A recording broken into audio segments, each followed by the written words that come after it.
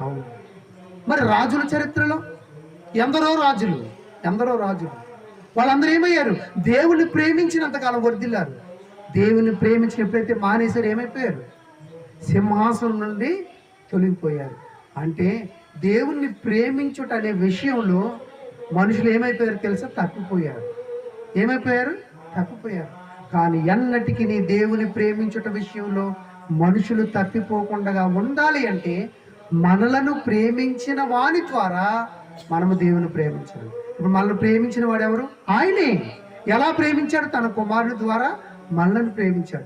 తన కుమారుని ద్వారా మనల్ని ప్రేమించి ఆ ప్రేమ వలన మనల్ని ఏం చేశాడు?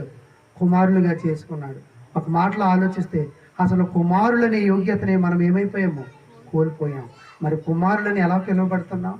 ఆయన ప్రేమించుట ద్వారా, ఆయన ప్రేమించుట ద్వారా.